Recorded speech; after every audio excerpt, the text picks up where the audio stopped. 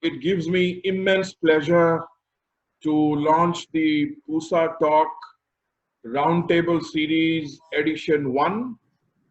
And this is a personal moment of glory for two reasons. One is one of our vision statement for PIHMAA was to ensure that we give back to the alumni and the student community with knowledge that can be imparted from experience of senior alumni who's passed out of the college and done well for themselves. And on another level, it's also a big moment of pride because the gentlemen on this call are very close personal friends of mine. I know that all of you are not here to listen to me. You're here to listen to the distinguished alumni who are here to speak today to you and share their experience and their wisdom. I just want to introduce Rajat, and I will request Rajat to then introduce the rest of the panelists on the call today. Rajat and I go back to 1988, and on the first step that I took into the college, and the first step that Rajat took into the college is when we met each other. So in effect, the first person I met in PUSA and the first person that Rajat met in PUSA is each other. And that bond of friendship has continued and flourished over 30 years.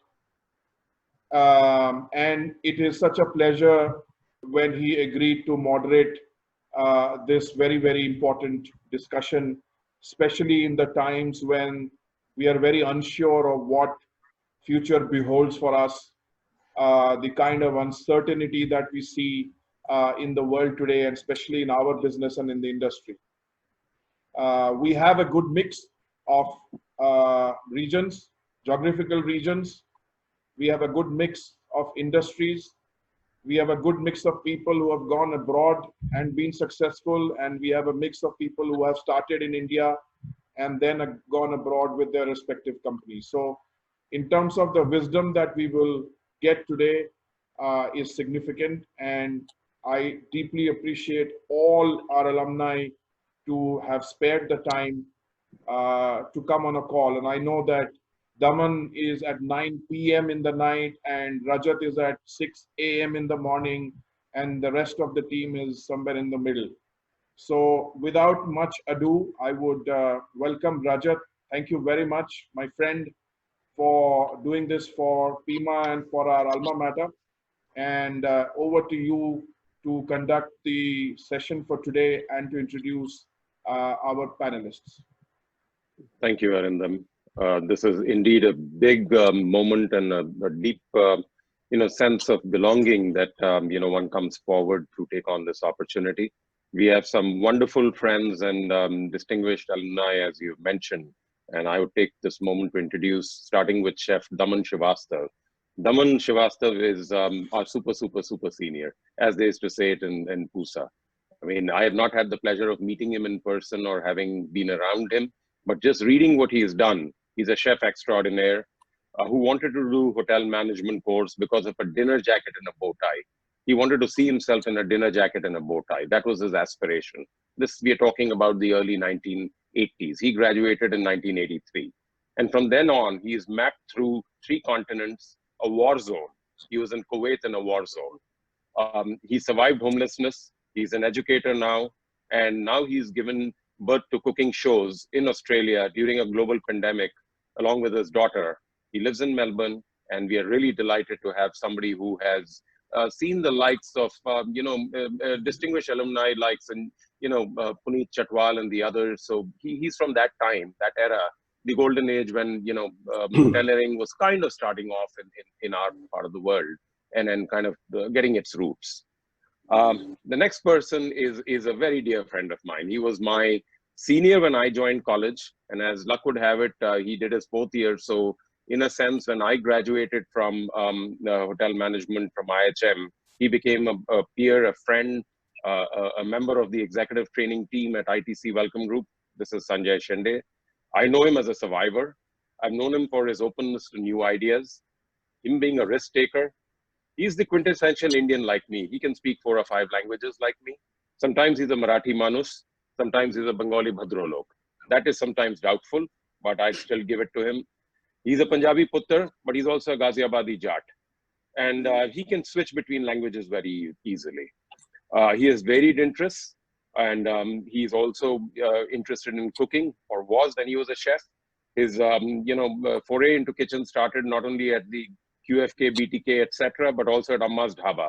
And he's moved in life. He has moved from hoteliering to running his own businesses, including restaurants in Ireland, and now is a data scientist. So guys, this is an amazing development, and this is an amazing journey of an individual such as myself, who started off in the hotel industry. We started off together our professional journey, and is now in a very, very different industry and forum altogether. With that, I'll move to another friend of mine, Anil Pathak. Anil was a year senior to me. Anil is an avid golfer. Anil and I come from Chennai. That's where we kind of grew up in our early childhood. Anil's exposure to the hotel industry happened through the family travels that he had done, and that sparked an early personal connection to luxury and the hospitality industry. Anil has a very good understanding of the intricacies of creating a luxury experience. He also has taken deep interest in researching specific trends in the luxury market. His upbringing and career experiences have developed in him a curiosity, and he comes across as informed and being cultured. Again, we can debate that point, but we can take it one-on-one between Anil and I when we get to it. He's very articulate, extremely friendly, and a refined personality and a presence in the luxury hotel industry, as I call it. Much to learn from him. Hands-on experience, extroverted personality.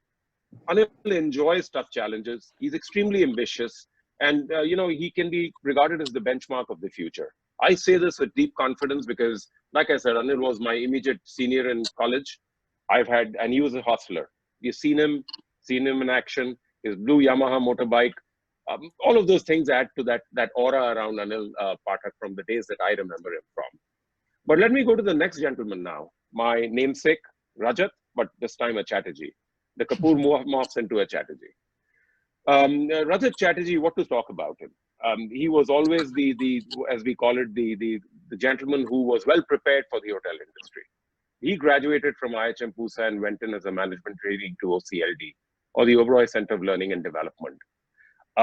Great kind of success right there, graduated with honors over there, got posted into prime properties like TOK, as they used to call it, the Oberoi Grand Kolkata, TOGK, and then TOND, the Oberoi New Delhi. He's done amazingly well over there. Rajat kind of, moved around and then decided to join the Marriott, or the chain that now is Marriott, which includes Starwood Properties as well. And today he's the general manager of a property in Chiang Mai, Le Méridien. But his experiences across the Oberoi chain, across Marriott's, and now into the expanded Marriott connection is outstanding for us to learn from. How has he progressed through these stages of his career is something that we will be probing him on, and we hope to learn a lot from him.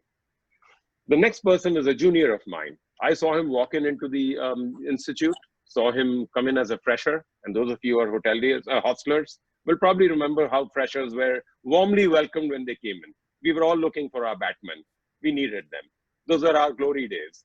Suneet has spent a lot of time acting all of those roles out. So Suneet Kumar is a hotelier by heart. Suneet is a revenue management professional. He's based in Singapore with Pan Pacific Hotels Group.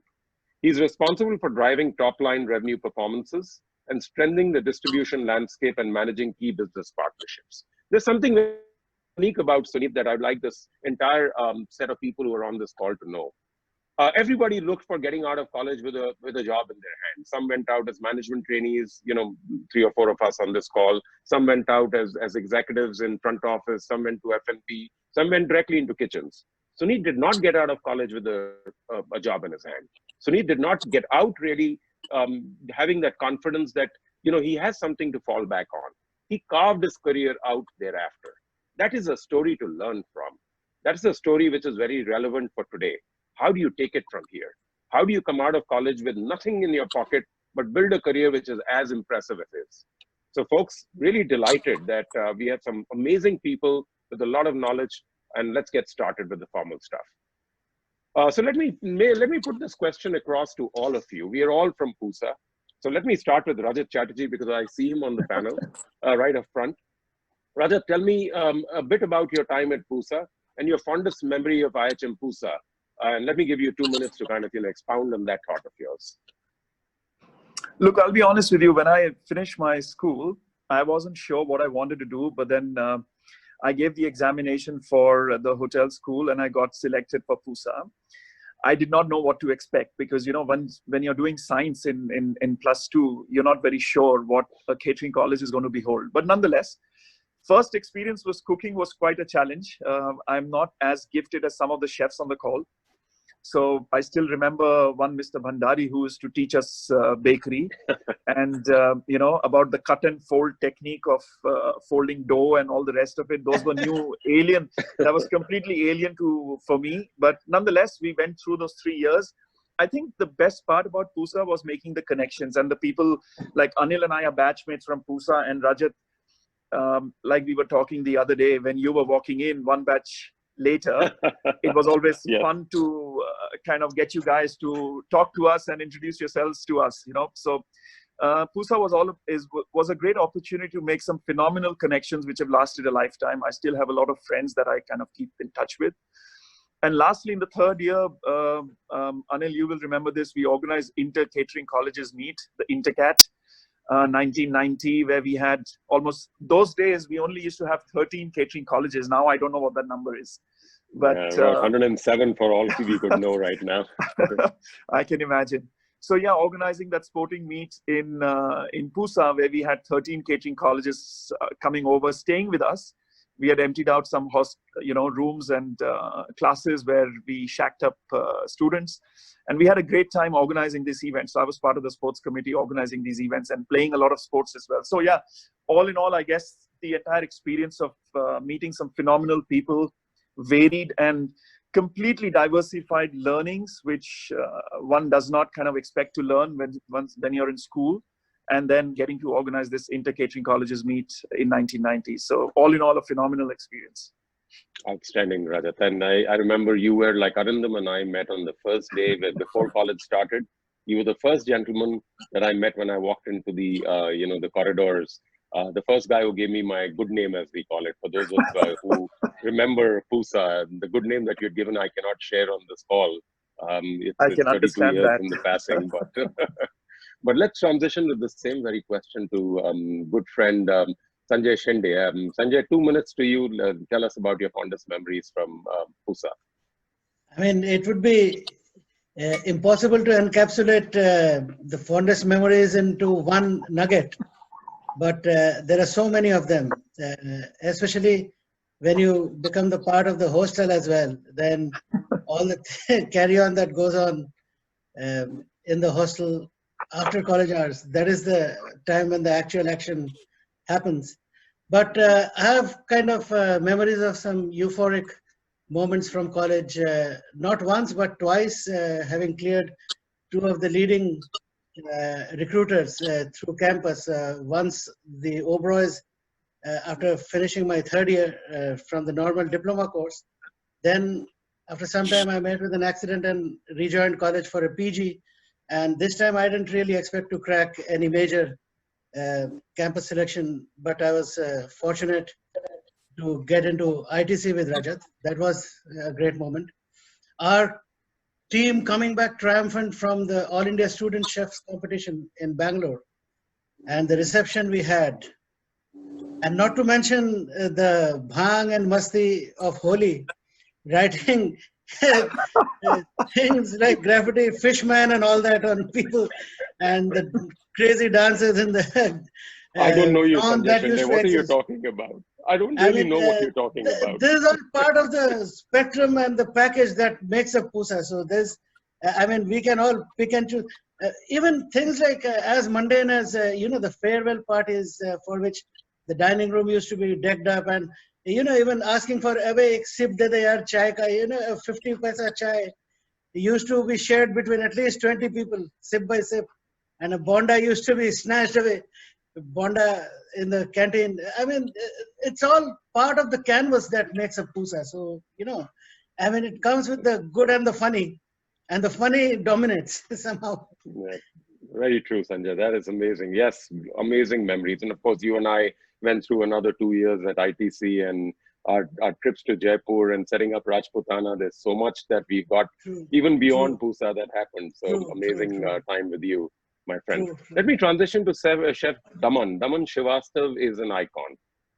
We have not seen him in action because the rest of us kind of grew up with each other and sort. But Chef Daman, tell us something about your time in PUSA. That is the early 80s. How was it and how different was it? Yeah, 1981, straight out of the school in white shirt and khaki pant. Year 12, as Rajat rightly said, that hotel industry was just, bow tie, dinner jacket. And I came out from Sarkari school, the government school, where the English wasn't my first language. Ended up in PUSA, and where it was just like a shock for me, just in VTK in his kitchen. I said, what is this? It's nothing like what I thought of. And then I had a lovely teachers. I still remember Mrs. Krishna Arora, if you must be knowing, she was in Melbourne as well. She was in that time. I can't forget Mr. Tully, whom I couldn't understand anything when he used to lecture me.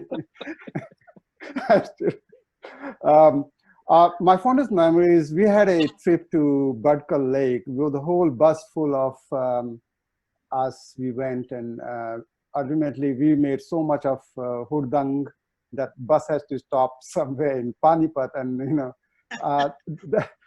it was really fun. And other thing, obviously, next to Polytechnic students, when we used to go, all our hotel management students, and they used to say, "Oh, haldi lagi hui hai, forget it." And they used to tease us so much, like we all bawarchis, going there, looking down that time.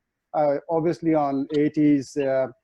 Hotel management was not, it was just like you being a bawarchi. Ultimately, I become a bawarchi after all, but it was amazing. The teachers were so supportive that time. I really have a good memory. I've been, I still remember Muhammad Shahid was there. I still remember that he was the dada of the college that time. I think he's in Lucknow now. I traveled the world. I studied overseas, but the memories I have in PUSA is unbelievable. Thank you, Chef. This is amazing. 80s to late 80s to actually now the next guy whom I'm going to call on, who graduated in 1992 after me. He came in as that decade was turning. So Suneet, why don't you tell us about your fondest memories in a couple of minutes, and then I want to go save the best for the last, which is Anil Pathak. Yeah. I mean, I say this, and I say this to many of our batchmates. PUSA was, 24/7 TV is recent, but PUSA was a movie nonstop for 3 years for me. Coming from the city that I come from, the education, the family background, it was just nonstop movie. I mean, as you turn after crossing the National Council, as you turn right towards the boys' hostel, there used to be a cemented bench so that people can pay fees into the counter because the window was quite high. Yeah. So I used to be sitting there, and this was this non-stop CinemaScope full screen movie in front of you, non-stop for 3 years. From many of the jokes that Shinde has shared and many more that I cannot share on this platform, to the tragedies, course mates passing away, people, very fond members of the team. But the best part of PUSA, and I will be brief, I think it was a campus which was complete. The faculty living there, given the size of the campus, the boys' hostel, the girls' hostel, and the institute itself. So it was a 24/7 life. It was, and I recently said to somebody, I think, hotel management gave me a lifestyle. You know, it is not just an education like in the engineering qualification or something. Hospitality, hoteliering is a lifestyle. So that is what I got out of PUSA. And my takeaways is a mixture, you know, like what Rajat said, it is the connections, the networking, you know, it is the whole ecosystem that was around you. You know, there was no barriers between after a certain period of 1.5 months, whatever that was called at that time, is not preferred to be named now. There was no barrier. Who is first year? Who is second year? Who is PG diploma? That continues till date. You know, we are all here in an international global conference call, talking to each other on a flip of a coin. When Arindam came and said, "Do we want to sit together and talk for an hour?" We did. So to me, PUSA was taking away that ecosystem and that movie, which still continues.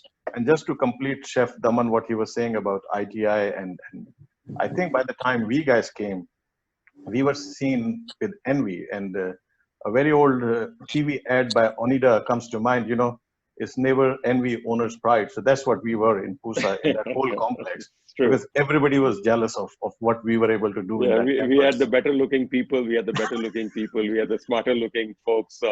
I agree with you. And the only campus with girls. That's true. There you go. I know where your focus was, Shende. But yes, thank you, Suneet. That's what my memories and living memories till date. Yep, thank you. And you know, if we make a movie, Chichore would be made by us better than Nitish Tiwari. I promise you, and that's a movie I will make, and we all will be a part of it. But with that, we saved up the best from Anil Pathak, an avid golfer. You know, that's why I saved him for the last. He's a golfer like me. I don't know how much hoteliering he did in Ooty, but I believe he was playing more golf than he was running a hotel. So with that, Anil, please come and share the real stuff with us, man. Hey, thanks, Rajat. So, yes, of course, and Rajat, you definitely would relate to this. We both came from a place called Chennai, at that time Madras. And to us, getting into PUSA at the first instance was a big culture shock, right? From quite a protected environment to coming into one which was free for all was something which was a big learning to us, especially during year one. But I think when you look back and you want to see what was your best moment, I think we all worked in sync. We were all together. We were brothers in crime together. And some of the experiences that we took out of there, I mean, we follow that even to today. So it prepared us for life. We might have got ourselves educated, but the other skills that we definitely learned were experiences that we remember today. And we take it across in every point of life. There's nothing that phases us out. There's nothing that is impossible for us. We have jumped walls. We have run out of hostel at 3 a.m. in the morning. All that tells us nothing is impossible and nothing is not achievable. And I think that's what we took out. Other experiences were, of course, the hostel life, room number 152, which was absolutely, you know, something to be looked at when people actually moved into that hostel. Some of the hostel experiences, the friendships that we made together, and some of the crimes that we got away from, our memories that we take together, and the bonds that we live. So in all, it changed my life. In all, it gave me much better and a higher level of confidence to, you know, take on the world. And that's the spirit that we left that college for. So that would never shine away from our memories. Yep. Over to you. Outstanding. Thank you, Anil. And listen, folks, in the interest of time, I want to get into some rapid fire rounds now. If you're able to, you know, respond to me in a minute or less, I want to make sure these very important questions get answered by all of you, for those who are listening in and those who are going to be looking, you know, listening to this recording at a later stage. I want you guys to, and starting with you, Anil, tell me what is that one key skill or attribute or attributes that have helped you reach the level of accomplishment that you have achieved today and that what you command today? What has made you this regional general manager? Coming out of PUSA, we were equals. Well, some of us knew F&B a little better, some knew front office a little better, and some could speak a little better, like, you know, a couple of us here on this call. But what is that additional skill and attribute that has helped you get to this level that you are in today? See, Rajat, the main thing, and this word is so very commonly used, but I think it's very useful in life, and that was determination. look, we face a lot of setbacks in some take it differently while some play with it. When I say play with it is how do we make it a part of how do we get the better out of it? And I think with all the pushbacks that we have had in life, I mean, I had a boss. So to explain myself, I had a boss who would always say, look, we as Asians have to do 200% more than the rest. And I think that comes from the determination that we are willing to sit through with. Nothing with it probably would have been possible to reach where it is. Knowledge, skills, um your connectivity, all that, yes, does play an important part. But you need to understand, you need to be clearly focused, determined, and passionate in whatever you do. Don't lose hope. Don't lose your direction. Stay the course, and you'll get where you want to be. Yep. Yeah. Let me pivot this question differently to Rajat Chatterjee. Rajat, you know, as we all know, or at least I know, you won the MS Oberoi Management Trainee of the Batch Award. Was that something that helped you, or was it something that you acquired after that? What really kind of pivoted and, you know, propelled you into this amazing career that you've had? You've continued with hotels. Some of us has moved on. My story is a little different. Sanjay's is a little different. But what propelled you to where you are today? Look, awards and recognition is part and parcel of what, you know, it comes with time and comes with effort. But I think for me, I love doing what I do. I enjoy hotels. So it became part of life, you know, and PUSA helped us, like Anil mentioned earlier, it helped us create this career and give us this focus. For me, I think it's that hunger to continue to learn, hunger to pursue excellence and you know, even persevere when things are not going your way. And I think it was, Anil mentioned determination. I've mentioned tenacity in adversity. There have been times when it's been difficult, but you've got to keep going, you know, and our chairman says this from Marriott, and I believe it, which is success is never final. So, you know, even though I've been about 30 years in the industry, like most of you, you know, you don't stop learning, you don't stop growing, you don't stop developing yourself. And every day is a new challenge, and you keep pushing yourself to do better. And I think that is what has pushed me towards where I have reached today. Yes, it was an accolade to get the MS Oberoi gold medal, but I think that was part and parcel of that time. Now is different, and it's kind of, now with this COVID-19, things are different again. We are learning all over again, new ways of managing business. So here you are, you know, success is never So final. you'll be delighted to know I'm one of your Bonvoy Executive Members? Platinum guys, and I'm actually in one of your hotels. If you see, this is one of your hotels. This is Which the one Town is- Place Suite Hotel. This is the Town Place Suite in the US. I'm in Okay. Atlanta to pick up my son, you know, from his internship, and so I'm staying at one of your hotels. You know, the Marriott Collection. This is See, I've been Anil's a not going Marriott to be guy for a happy. while. Anil's not going to be happy you're not staying at IHG, but keep getting the points, mate, and that's what counts. We'll talk about the points and all the recognition that comes in as a result later on in this if we have the time. But let me pivot to Daman Shrivastav. Daman, what really drove you? I mean, you rightly said, Bawarchis. When I was joining hotel management, in fact, people in my family said, Karne kya ja raha hai? I was going to be an engineer. By the way, I had gotten into Roorkee, and I had a tough choice. I gave up Roorkee to move into hotel management, and then there was a big fight at home, literally, with my mother. She ran with a pair of scissors after me to literally dismember me because I chose to give up. And Arindam knows my parents pretty well. My dad is no more, but he knows. My dad was the coolest guy. He said, listen, if you know what you're doing, go do it. But my mother, on the other hand, wanted a pair of scissors to go right through my stomach.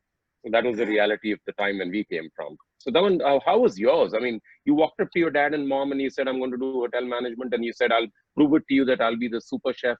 What got you to the super chef level? I mean, you're the likes of Sanjay Kapoor and the others. No, I had no idea. As I just wanted to be, I was just obsessed with the glamour of five-star hotels.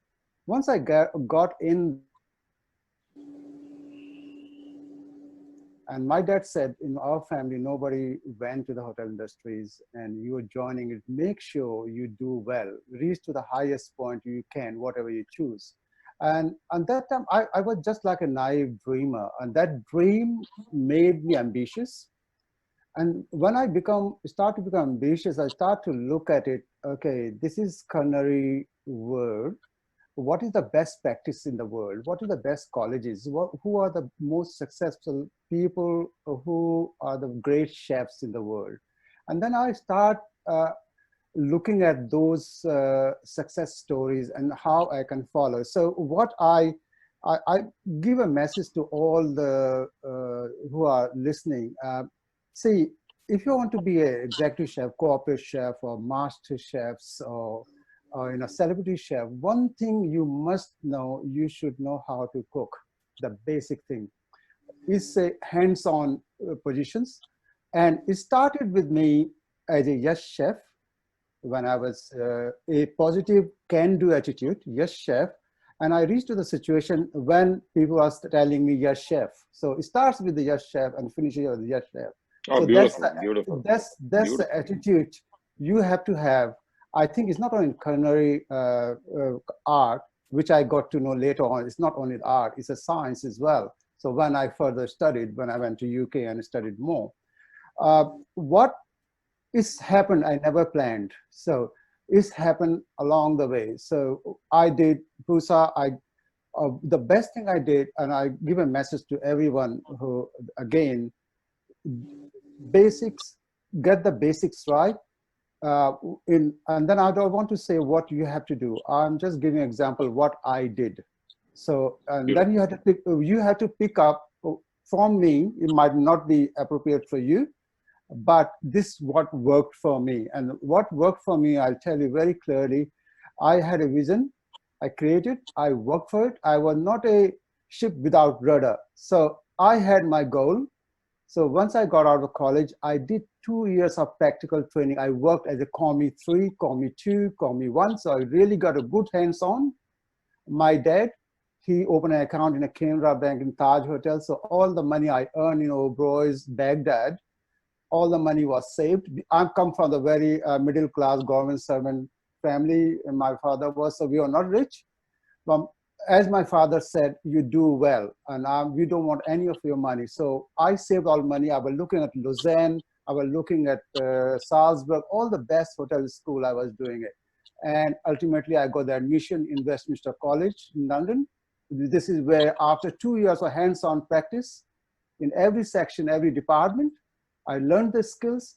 I learned the language. I studied Arabic language. I asked my executive chef, give me the graveyard shift. I want to learn French. I can't understand this culinary terms so much. So I bought a bicycle and I went to Centre Culturel Français. I learned the language. So I got into it. And then I went for further studies. And then I got all the background of Western cuisine and working in the Nouvelle cuisine. Awesome. That's amazing. All those things. So this came up, and one thing I had willingness to learn.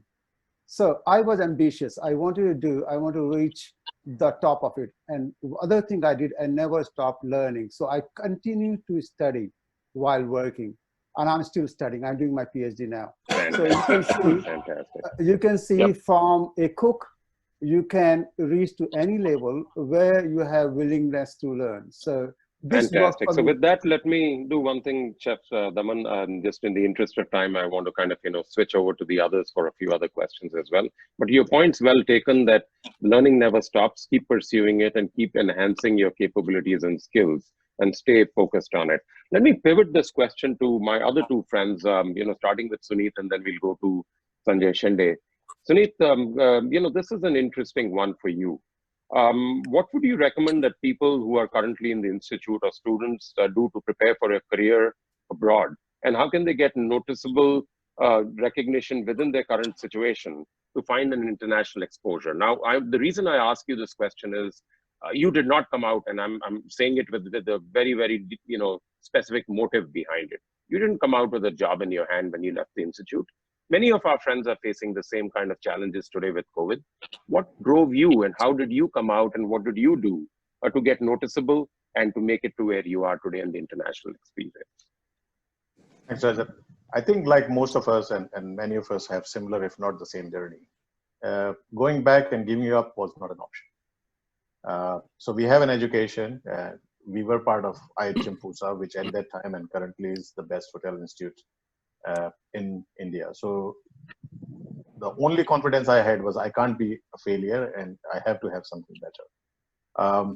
There were some mentors that came along. Nowadays, it is a very established line of work in India. I actually started working with a consultant who used to build these big banquet halls, in Delhi, these 3 floors high banquet halls, all the way from, Ajadpur, Sabzi Mandi to the South Delhi, you can find in Okla. And with them, I learned kitchen planning, kitchen designing, menu designing. I had some bias towards kitchen when I was graduating out of PUSA, so that was the natural liking. But at that time, you learn everything by a very big detail. Going to Lal Kuwa, finding kitchen utensils, going to Sadar Bazaar, finding a vendor for something, running in the middle of the night when the chicken ran out of the kitchen and the party is still going, and sourcing the suppliers.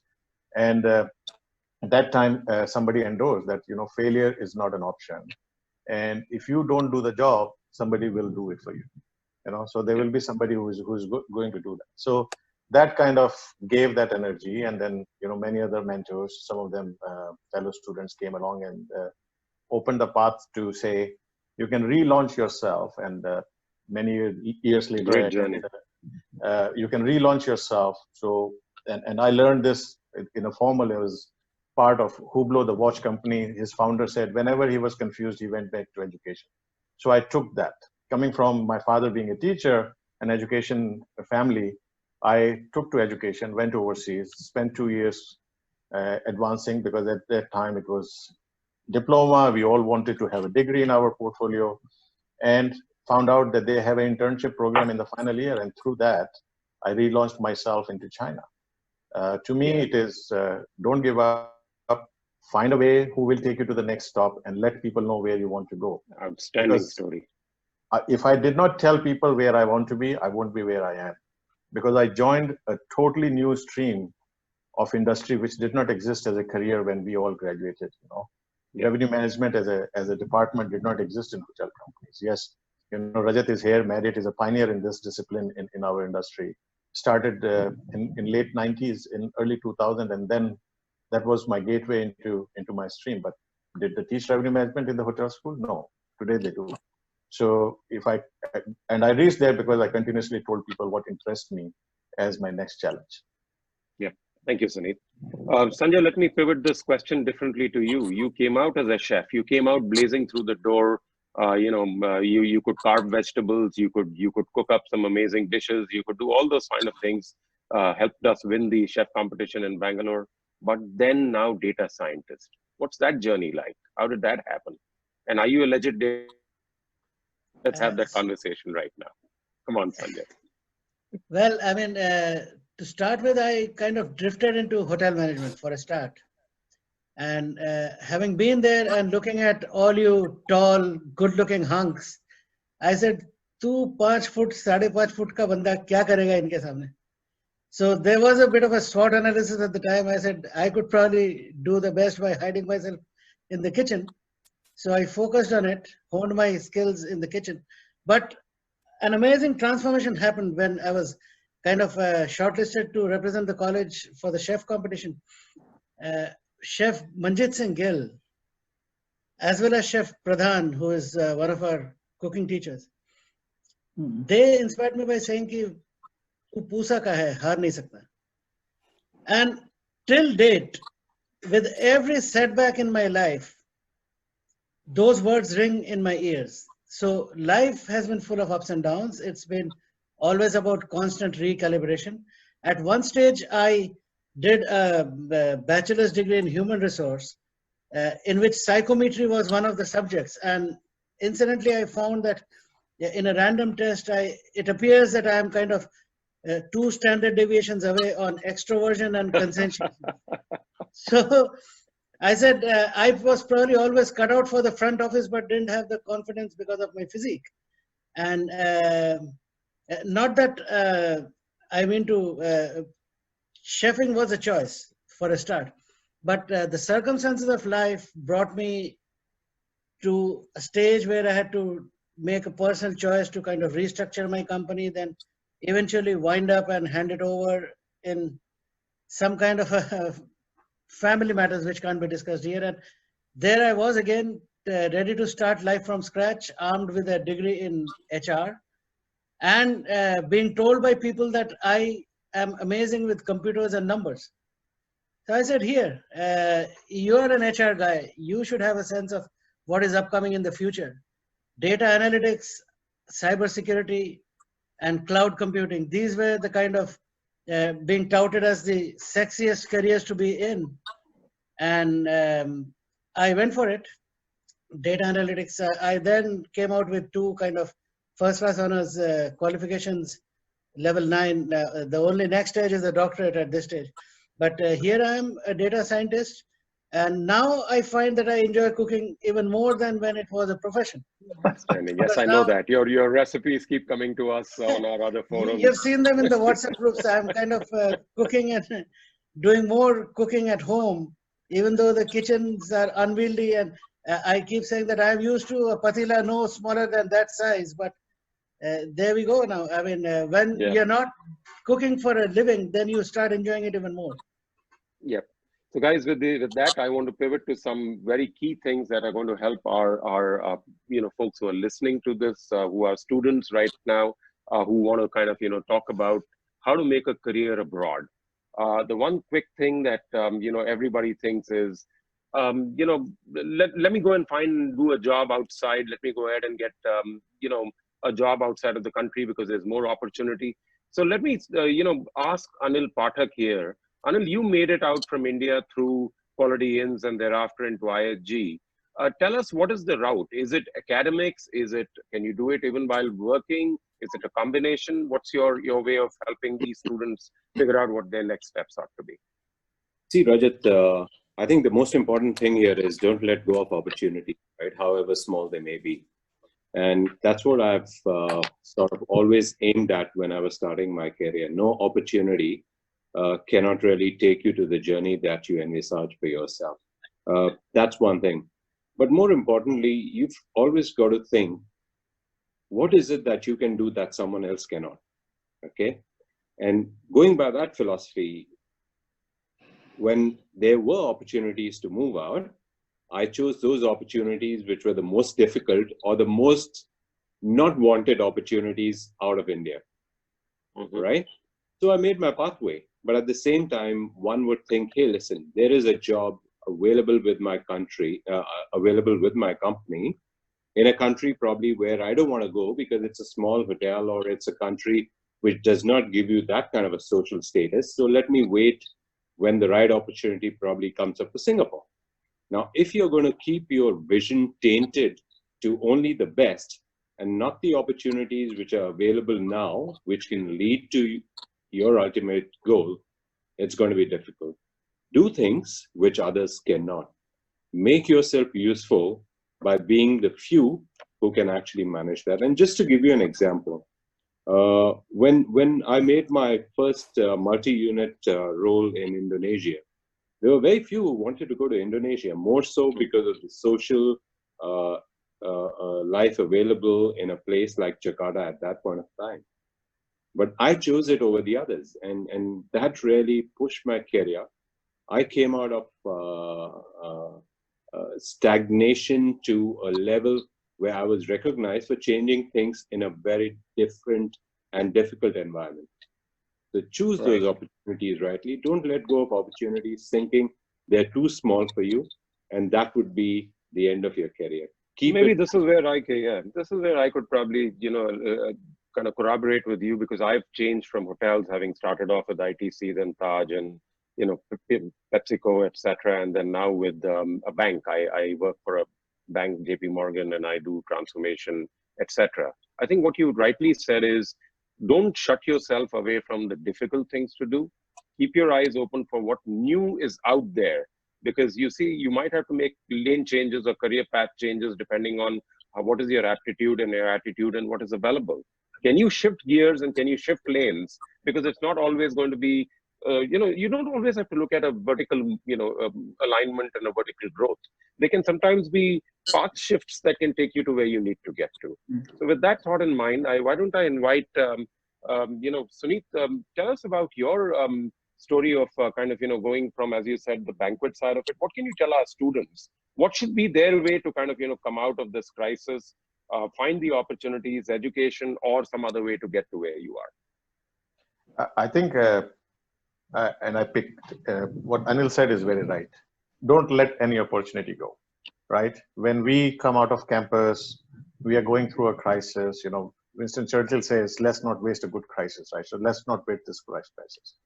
So many, many different things will come out of this crisis. We in the hotel industry today are looking at how we do the business in a very different way at the starting of so my only advice is don't give out an opportunity, be ready to recalibrate, because all of us have, look at your example, Rajat, you have changed from hotel industry to Pepsi's to, now in banks, right? So don't give up and don't say no to any opportunity, because if you say no, they will find somebody else to do that job. And maybe that was the stepping stone.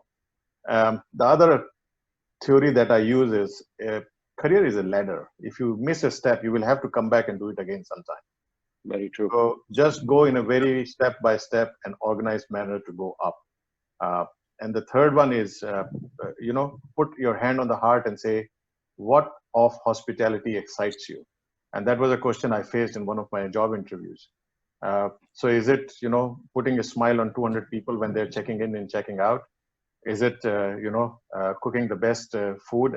Is it interacting while cooking to the guests outside in the restaurant? What is it that excites you in the hospitality industry? Don't be blinded by what Anil was saying. Housekeeping is not good. Front office is good. Front office is not good. Sales is good. I went to China. My first exposure in 1996 to hotel industry was Beijing. I could not speak the language. I did not understand anything that was happening around me. But then you create your ecosystem to survive. So don't say no. Yep. Don't give up an opportunity. Be ready to change, because if you say yes to one opportunity, that will open the door to the next one. Very true. Guys, now I want to kind of give us less than a minute each, rapid fire round, starting with Chef Daman. How can you ensure that people who are in the institute right now who want to kind of go abroad at any cost don't kind of fall into the wrong trap? Because you see, sometimes you make compromises in taking on roles which could be lesser than what you anticipate. Sometimes these could be roles which are, you could say, a lower end of the spectrum. So how do you guide people so that they make the right choices in their journey to come abroad and work abroad, whether in the hotel industry or otherwise? Quick one-line answer. Yes, Rajat, first, they have to do the homework. So what is important if they're coming for the training or work, to make sure they're ending on the right place. So the homework is making sure the ranking of the institute, if they are coming to the institute, or the work, if there's a work permit, what is the situation there? If they are taking a risk, I agree, taking a risk, take the opportunity, but it has to be calculated risk. Otherwise, they will fall into it. They have to be prepared. They have to study the history and geography of the country. They have to know their value system. They have to know their transport system. They have to do each and everything. Their climate, the political and social system is there. All has to be studied. And again, they have to ask themselves, do they love that job they are taking it? That's the important part, because passion will be the one which will drive them. If they fall into it, they have to be ready to come down and start from the scratch sometime.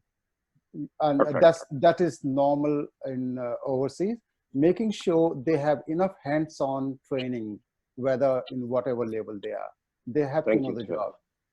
Yep.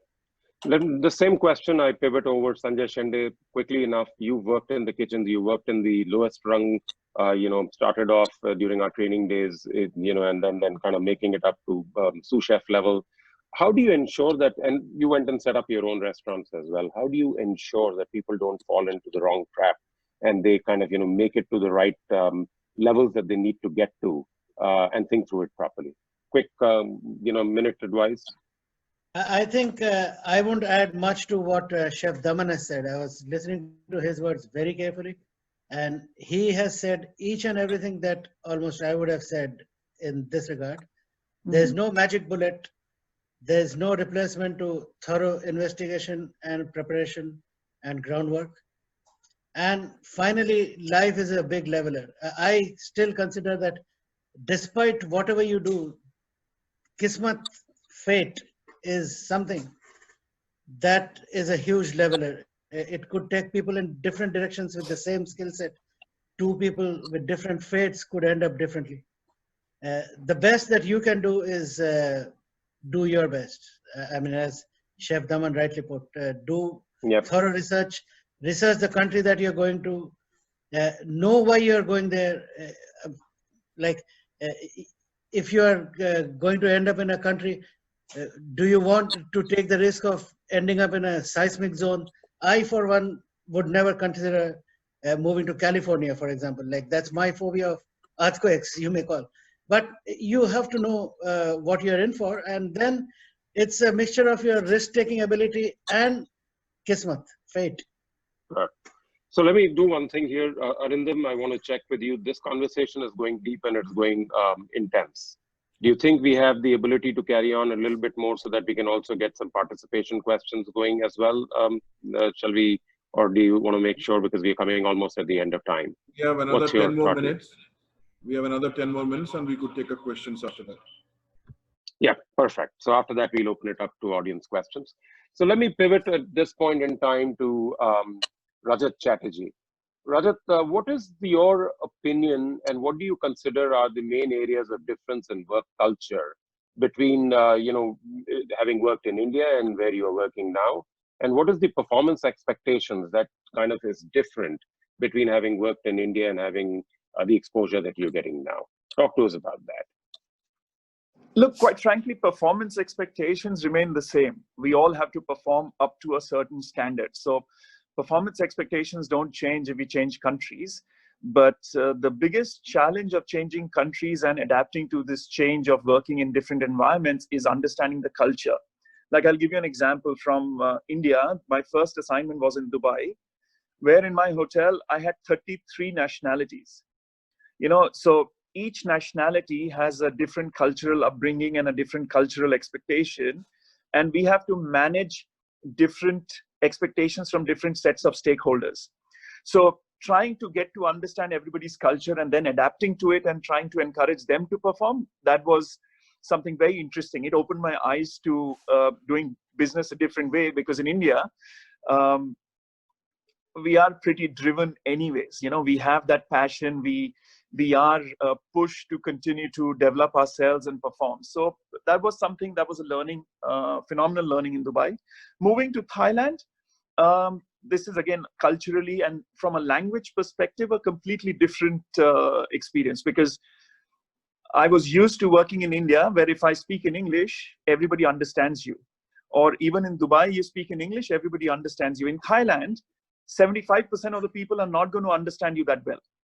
So every time you're standing in a town hall or talking to associates, we are having a translator translate what you're saying. And obviously, you don't, like we are talking now, we are all talking, we are speaking in English and we have a flow of conversation. But in Thailand, sometimes you don't have the flow. So even if you go sales calling, you need to take someone who can translate for you. You're talking to suppliers and customers, you need somebody to translate for you. So those are the challenges that you kind of work with. But once you start to understand the culture, you pick up nuances, you pick up languages, you pick up the skill set to manage. And that's why one of the key skill set for anybody who wants to transition from India and go to another country is obviously this adaptability to change. And I think you have to be open to change. And you have to, if you are very rigid in your food habits, in your cultural habits, like I'll tell you, in Chiang Mai, there is not even a single Hindu temple, for example. So if you're extremely rigid, you're not going to survive once you're outside the country. You have to be flexible, you have to be adaptable, and you have to be open to learning new cultures. Like when I go to the canteen to eat with the staff, you're not getting Indian food, you have to eat Thai food. And if you're not able to do that, then you're not going to mix with the people, you're not going to, right. It just starts to create boundaries. And our jobs as hoteliers is to diminish boundaries, not create boundaries. And Very So true. I Very guess true. adapting to change and understanding different cultures and nuances helps a lot. And that Yep. is a huge focus for anybody wanting to shift out of the country. So folks, with the fact that we have 3 more minutes, I'm going to pose this question quickly, first with Anil Pathak. But Anil, succinctly, quickly tell me, what are some of the roles or assignments that our pass-out students can aim for abroad in the hotel industry? Because you have a good view of what's out there. What do you think our friends who are kind of, sitting, awaiting their next career moves or starting their careers can look for as roles internationally? Let's start with you, then I'll go to Rajat, and thereafter, to Suneet, because you are all kind of focused on the general management side of operations. Starting with you, Anil. So Rajat, quickly, and aware that the time is short. I mean, we've got one of them among us, which is Suneet. Great example. Indians are rarely looked at for heading revenue management. One of the easiest lines which can drive you towards getting your first posting out of the country. But I think the newer line which is coming across now, and something new for the industry per se, is of course the strategy part. I mean, hotels have been taking in the newest roles which emerge across best practices in industry. We never had the strategy role. We've had sales and marketing and the rest of it. Strategy is slowly coming to big play, and I think we have traditionally done well within ourselves as a country and as Indians to look at it. So I would put my bet on people looking at strategy, revenue management, great stepping stone to move out of the country. Thanks. Fantastic. Yep, Rajat Chatterjee, same question, your views? Revenue management, obviously Indians are very good with mathematics and numbers. So revenue management, finance, and obviously chefs. We've had a lot of chefs who transition out of India and doing really well for themselves. But from an operations perspective, and it's revenue management and finance, which really, we have so many Indians in revenue management and finance right now. Yep. Suneet, to you, the same question. Yeah, I mean, apart from what Anil and Rajat have said, I think we underestimate what Indians can do in marketing. Digital marketing is something that we understand a lot. Number two is technology comes to us rather naturally than some of the other geographies that can be. And there are streams of hospitality today, revenue management, distribution being one, right? How the whole technology of distribution, digital marketing works. So if you have keenness, and there's much more marketing that happens in India and bigger geographies, don't close on that. So, I mean, while all the operational jobs are still there, the frontline, the legacy jobs. So digital marketing and wherever the technology takes you. Perfect. So Rajat, before you finish off on this question, just want to add a piece of, and which is, I've seen great chefs who become great general managers. I've seen awesome revenue managers who become some great general managers, and so do finance guys. So this is just a stepping stone. So if someone says, I like revenue manager, but it'll not take me to the route of being a GM one day, I think that's reading it all wrong. It's a great step. But the commercial part of the business is really key in far as learning GM is concerned. Go on, Shinde. Yeah, just a quick thing, just solely for the chefs. This I will restrict to only for people looking for a career abroad in chefing. Bear in mind that one of your easiest passports abroad would be the strength of being an Indian chef, because work permits will not be so easily dispensed. If you want to apply as a patisserie chef, even though you might be good at patisserie, your passport abroad as a chef would essentially be, because of the skill shortages, if you are granted a work permit abroad, your specialization would have to be Indian chef.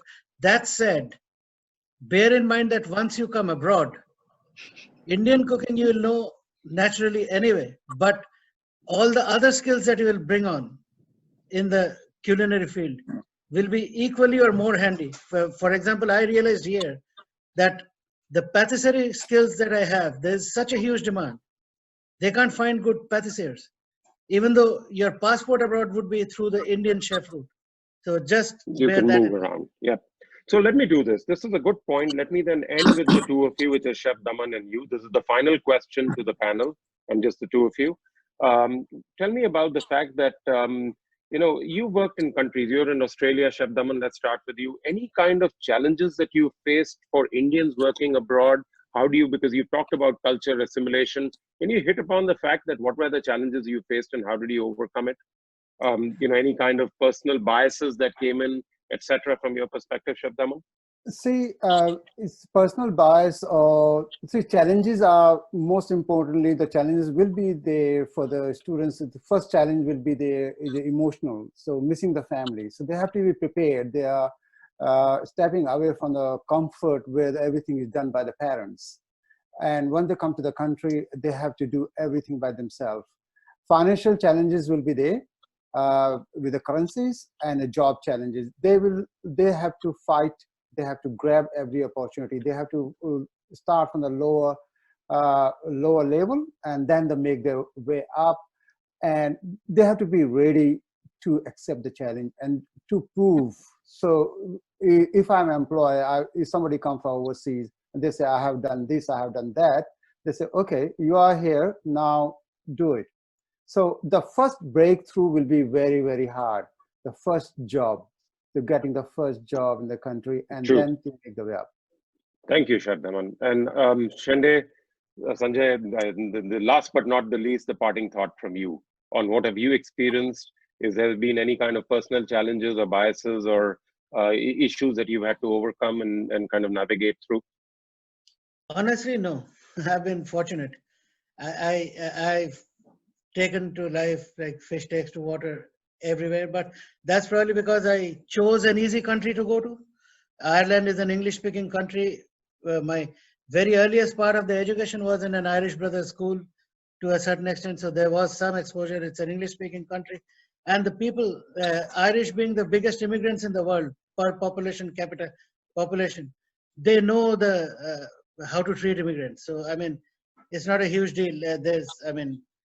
But in Philadelphia, what I thought is that I met an even bigger mix. Like there were Mexicans and suddenly Black Africans and Black Americans and what have you, like, Puerto Ricans. And it's such a learning curve. The international exposure basically brings you to see how different people are, yet at a certain level, how they're all the same. Same there. Yep, exactly. Human nature is all over the world is the same. It just varies by degrees.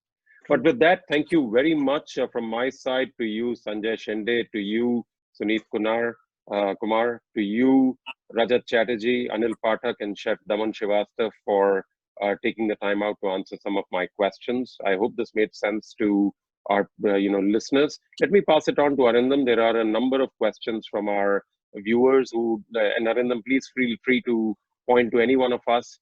We will make every a valiant attempt to answer them.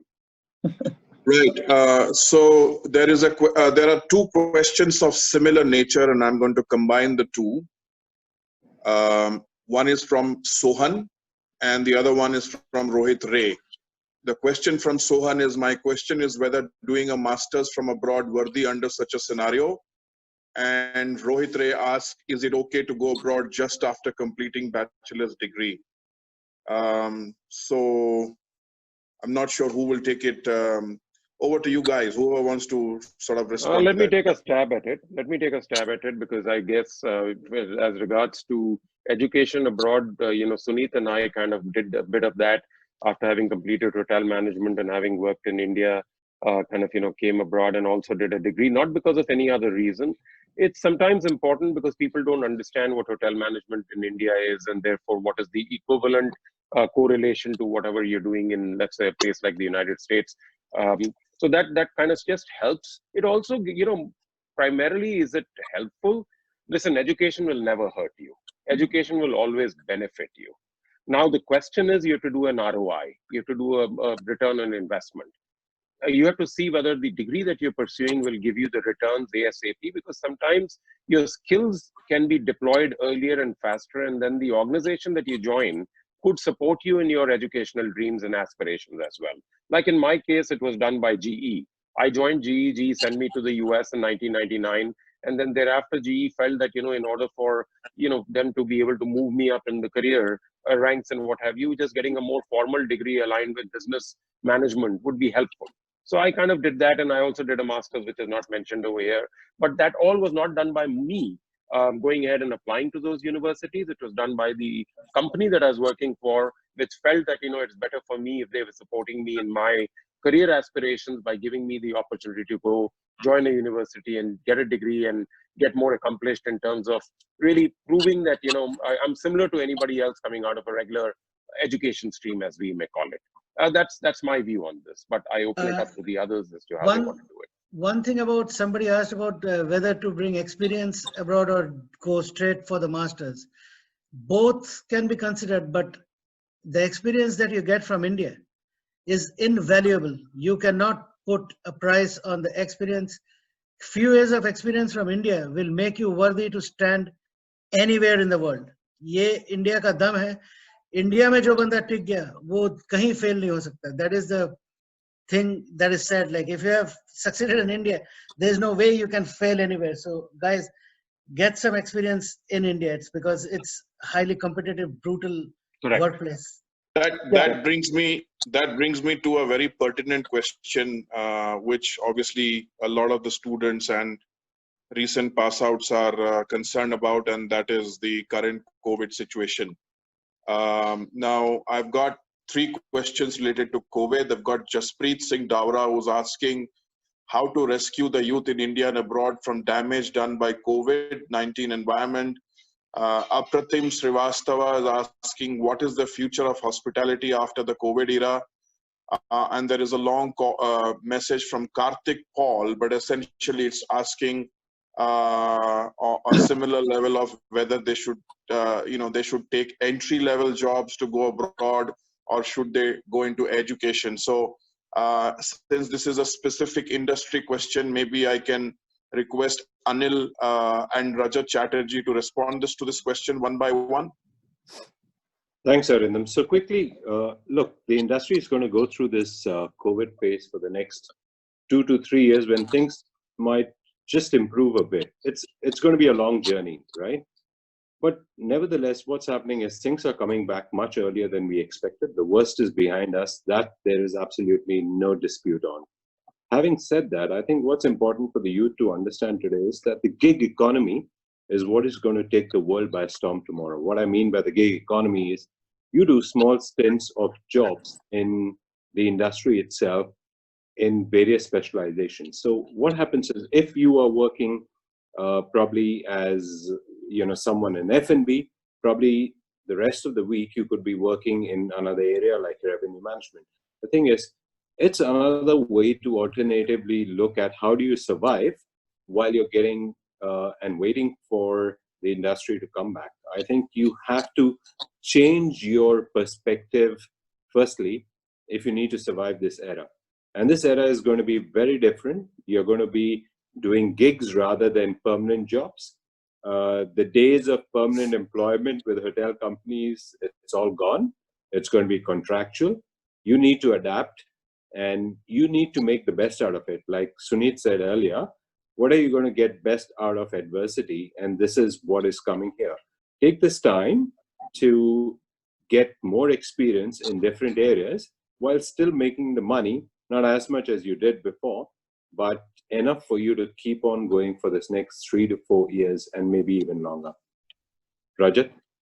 Yeah, listen, I completely agree with Anil. And this is, first and foremost, we all of us, when we were going through catering college and our initial years in India, we all wanted to go outside the country and make money and, kind of get experience.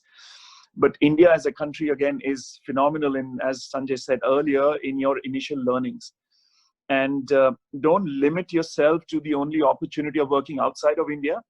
Please, get your pips in India, learn the job, multifunctionalize, look at ancillary fields where you can develop yourself further, because COVID will last 2-3 years. Yes, perhaps the worst is over in a few countries. Some countries are still going through certain challenges, India being one of them.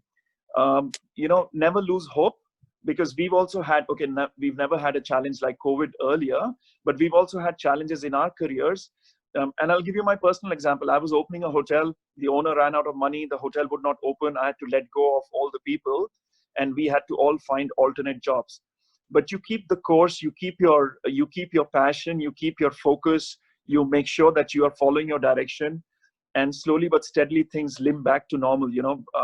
Look at Suneet. He started after catering college, and he built his career from operations, being a chef, banquets, and then into revenue management. So as long as we continue adding value to ourselves and learning more and more skill sets, I think the opportunities will come. So do not lose hope. Do not despair. These are difficult times, but the strong survive. They say the strongest survive the difficult times. So please, just be strong. Very important thing. There's a very important thing. Change is a constant. People don't understand this, that the only constant in life apart from birth and death is change. Change will always happen. There will be a Gulf War. Daman has faced it. There will always be a second Gulf War, which happened during our times when we came out of college, 1990, 91. Nobody was hiring in the hotel industry. There will be a COVID. There will be something else. You have to be prepared to pivot. The word is pivot. The word is trying to make good with what your resources at this point is, and also be aware reality is coming. My son is just doing a project on virtual reality. Virtual reality is taking over certain of the very people-dependent processes, because you could do it remotely, sitting somewhere else through a Microsoft HoloLens, and be able to control operations in mundane areas where supervisors used to go. Now you can't be sitting in your own cocoon and thinking that this isn't going to happen. You have to be always thinking that things are going to happen. Things will be a challenge for you. The biggest thing is, I think, what Chef Daman Shrivastav said: learn your basics well. Identify what you want to do and get behind it to do it well, that you're recognized for the fact that you've learned something very well, because that is your passport to really opening up the future for you, because you become a subject matter expert. And then you should be able to pivot around and build based on what else you could do and kind of leverage that. But don't think that you're a generalist and generalists will help you. You have to become a specialist somewhere, and then from that specialization, get into generalization, and then into specialization. It is a transition. It is a movement around how you narrow down, how do you expand, and how do you narrow down it again. And I'm talking from an outside industry. Yeah, thanks a lot. In fact, there is one, you mentioned about technology, and you mentioned about, something that your son was practicing. So this question goes out to Suneet. And if anybody else wants to address that after that is also fine. From Tarun Thakur, one piece of tech or stroke idea or process which will help hospitality industry to tide over this COVID crisis. So specific to hotel industry, talking about technology to tide over the COVID. So over to Sumit, and then if anybody else wants to take it after that. Arindam, I think there is enough technology which is in different stages of testing today. So I won't comment about what impact of technology will be on the hospitality industry today. There will be all type of industries that will pop up, the sanitization, the health, safety issues, and other stuff. But one thing that I'm very sure, learning from COVID, what we have learned as hoteliers, because we are housing in our hotels people who are going through quarantine or self-isolation and things like this, there will be a big impact on hotel designs. Hotel designs will be certainly impacted to make sure that food and beverage operating areas, banquet and catering operating areas, and as well as guest room have different access points, so that in case a similar situation happens, the hotel can be isolated and different revenue streams or revenue sections of the hotels can still operate. And we are facing this challenge every day in Singapore. We have hotels who are committed to take this isolation business, but now as we still need food and beverage revenue, we still need catering and banquet revenues. And the government guidelines are very simple. If you can isolate the area, you can open the area. So I personally think there will be a big impact on how the hotels will be designed in future, especially the ones that will start constructions from next year. I just want to take the opportunity just to add on education, right? Since the recruitment is going to be bad, and what Rajat said, looking at the ROI, if you can afford the education now, you can pass the recruitment cycle and relaunch yourself in 1.5 years to 2 years if you have, resources to go for further education now. Do that. Yep. On the technology, can I come in with another point briefly? Yes, sure, please do. Yeah, you see the way aggregation, the likes of what's that, Oyo hotels, Uber Eats, technology beyond the hotel industry, but related to hotel industry. Start getting creative, guys. There are opportunities if you look closely enough in the post-COVID area. Sometimes, you know, a bad precedent becomes an opportunity for the future. Just try to explore all those aspects as well on the technology front. If you can kind of create anything out of this, which might be the niche or the future requirement in the industry. Arindam, if I can add that the technology that one should study is an app called WeChat in China. WeChat is not an app. WeChat is a super app. You can do anything in that. So every other companies are, I mean, whether it is Grab, whether it is Uber, they're trying to find and stimulate what WeChat is doing. So that is a technology which is way ahead in terms of how the payment and everything else happens. So if you want to study the recent trends, WeChat is something worth studying.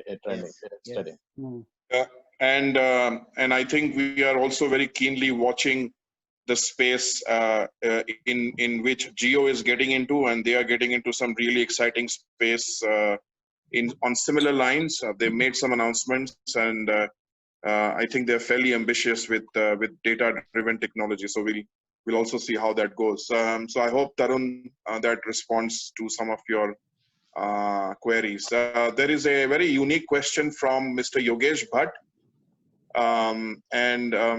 Maybe a request Anil to respond to this question. If one is experienced bell captain in hotel industry, what's the career options for that person in abroad or in India? Well, this is a international sort of panel, so we'll just focus on abroad.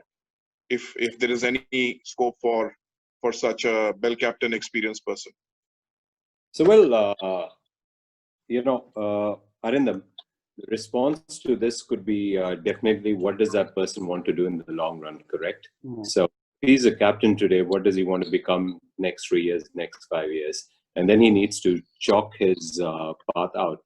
If he's a bell captain, getting a job in a place like Dubai, it's pretty easy for him to apply, get into some of the new open hotels there. But then the question remains, will this move finally take him to where he wants to go? I think it's all about how you connect the dots. So you can move out of the country at any point of time. You got to see which is the best time that suits you to reach where you want to go. So if he wants to go and just be a bell captain all of his life, and if that makes him happy, well, that's what he wants to do. But if it does not connect it with where he wants to go tomorrow, I think he's got to give it a thought, stay back for a while, see if he wants to move up into manager, supervisory roles, and then try again to reach his ultimate goal. I'd leave it at that. Thanks. I think, Arindam, for the role of a bell captain, most of the other countries apart from Middle East and UAE would have local people handling these kind of positions, which is down the layer. So I would suggest that if he's interested to sticking to bell desk and front office and at the position he's talking about, then either he tries the Middle East or develops himself further to take on higher responsibilities or more responsibilities where the opportunities might open up in Southeast Asia. Thank you very much. So I guess that we are very close to the end of this event. While we were having a chat, Rajat Kapoor and me were chatting on the WhatsApp, and he asked me if we are out of time, and I said I'm just watching the people who are dropping out, and it's very encouraging to see that nobody's dropped out. In fact, people are still getting added, and obviously that means that there is a certain level of interest and value in the kind of responses and the kind of discussion we've had. So I will just like to say, first of all, Suneet, Daman, Rajat Chatterjee, and Anil, Rajat, I mean, all of you really, really deeply appreciate your time. And I think from my expectations to what we've been able to do today is much, much better. I think it was very incisive. It was very specific. If I was a student today in the college or recent pass out, I would say that this would be very valuable information based out of the experiences of people like Suneet and Daman and Rajat and Sanjay and Anil and Rajat. So deeply appreciated. Thank you very much. I think we can demand this out of the alumni of our college, and so to much appreciate from PIHMAA, the executive committee. I think some of our executive committee is also here. We would like to convey a very big thank you to all of you, and rest be assured we will draw on your expertise, experience in future when the need be. So thank you very much. And if you have to say one last thing before you leave, each one of you, maybe that's a good way of signing off. So we'll start with Rajat and then go on to Daman. Rajat Chatterjee, I suppose you go first. Okay. So age before beauty, is it? I'll take the beauty, man. So, you know, I think we guys had a chat a couple of days earlier as well. And one of the things that we can offer to some of the new students who are in this crisis situation, we can maybe help mentor a few people. If you guys need any assistance, you can, Arindam, you can share our, you know, our information with some of your students. And if they wish any, you know, inputs or anything we can assist with, being a part of the alumni of PUSA, anything we can do to help, please let us know. And at least personally, I'll be happy to help as best as I can. So, but having said that, I think this is a fantastic setup that you've started, Arindam. This is phenomenal. I think drawing on the experience of ex-PUSA alumnus and sharing our experiences, which will obviously help the new students kind of transition into a professional work life. So apart from that, thank you very much. It was a great opportunity. I really want to thank all of you, all the panels. Rajat, thank you so much. And everyone who joined today. Same as what Rajat said, that I'm happy to mentor in any way I can help, whatever I know, whatever I experienced, whatever I learned. Please, Arindam, share my details. I'm happy to give my time. Digitally, when the things open, I can come down to India and train them. So I'm there for PUSA and all of your students. So feel free to pass my details. Join me in social media, whichever way you can connect to me. I'm happy to help. Thank you. Over to Anil Pathak. Arindam, thank you so much for getting us all together. I think the only one piece that was missing between all of us and PUSA was that we did not have a strong alumnus or an alumni association. If you look across some of the best colleges, the pivotal factor there, and I'll use Rajat's word pivot. So the pivotal factor was how each and every alumni supported pass out students by giving them the right opportunities. And I think we haven't done that enough within the PUSA society itself. And I think if each of us can take a pledge to keep that in mind and support students coming out of this college, let me tell you, we would go leaps and bounds. So thank you for introducing this. And I think we all need to support this cause and the people who are passing out from the college moving forward. Right. Thank you. Over to Sanjay Shende. Well, everything that could be said has been said, so I'm probably going to give it a wee twist of humor.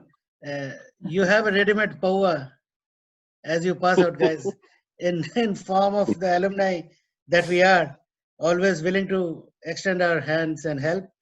So, bana banaya paua hai, fayda uthao yaar. That is as frank and free as Sanjay gets. And in fact, some of us are happy that he's limiting it to that level. Over to Suneet. I mean, Arindam, I think everybody has said everything. We welcome your parting words. I mean, we welcome anybody who needs any help, you know, and it's a lifelong learning journey. I'm still learning, you know, and it will be happy to host anybody who comes to Singapore. So please do connect with us whenever you are in Singapore, and I will do the same whenever, if this COVID-19 situations changes and the travel's open, and I will come and connect with you. So keep connecting. That's the motto of hospitality industry. Thank you. Right, and over to Rajat. Listen, Arindam, this was amazing. Thank you for the opportunity to kind of host and moderate this session. And I really want to thank all the 5 members. Really, you were right. The big challenge was these guys have grown up with, we've grown up with each other. So keeping Sanjay Shende in check, I wasn't sure what he might spout or what Anil Pathak might bring on from our days in the hostel, or Rajat Chatterjee might expose. Of course, Daman Chef being much too senior than us, you know, but there was no fear of any kind of exposure happening there, either from him or by us for him. But with the others, there was always that constant threat. So I must say, you guys were an amazing group of panelists who, you know, helped me make the session meaningful. Thank you for your insight and what have you. The only parting thought I'll give you guys is keep your eyes open, keep your brains clear. There is no rigid path to your growth and your success. The growth and success depends upon how open you are to adopting change. And again, I'll use my favorite word, pivoting with the realities of today. You have to ensure that, like, you know, I started with hotels and I'm in a bank right now and I need a $3 trillion opportunity. It doesn't happen because I decided to stick to one line of thinking. If you feel you have more in you, go explore that option. Don't bind yourself and limit yourself, because your own mind will limit you from growing. That is exactly what you need to do. Think beyond, because you have the capability. You just need to find the opportunity and find the right people who can get you to that place where you need to get to. And we are all here to help you and, you know, provide our views and mentor you as the case may be. Please count on us. I may not be able to get you a job because I don't work in the hotel industry anymore. My people are Rajat Chatterjee and Anil Pathak and Arindam Kumar, who I'd probably pass your resumes to, but I can help you with how to kind of think about things differently. You could even become a film producer. I'll help you with that. There's a friend of mine, Meher Sarid, she and I have agreed we'll make Chichore 5. We call it Chichore 5 because that will be really the real movie coming out. I'll be a film producer. I want to think about something different. Why restrict yourself to F&B and poisson and, you know, whatever it is, you know, legume and roti and, you know, entremet? Why? You have to think beyond. You have to think beyond what you were taught in those 7 years. That's great. I just have an announcement before everybody leaves, and I am extremely proud and happy to already announce our next PUSA Talk Roundtable. And this is something that is, you know, very, very close to my heart. This is a session for people who are alumni of IHM PUSA, who have had the courage and the conviction to follow their heart and follow their passion and follow their dreams. So we've got Sharad Watts, who's now a wildlife enthusiast and photographer. We've got Madhulika Little, who's an author and a blogger. She's got a very successful book. Neeta Iyer was an RJ, a podcaster, and also an author of a book. Vineet Panchi is very, very well known across India now. He's actually a sort of a celebrity in his own right, a poet, a storyteller, and a filmmaker. And I've got Gary, who of course passed out of IHM, went on to be in the army, and is now a security intel and risk expert. So that's on the 29th of August at 11:30. Looking forward to your participation. I think this is going to be slightly different, but very enriching. And I think the way that we've got off with the first PUSA talk, I think going forward, we will be enriched furthermore. So thank you very much, all of you, for being there. Thank you to the panelists, the moderator, and all of those people who attended. Deeply appreciated. Thank you, and have a good Thank you to both the three of you. Thank you. Thank you. See you guys. Bye-bye. Bye. Bye-bye. Bye-bye.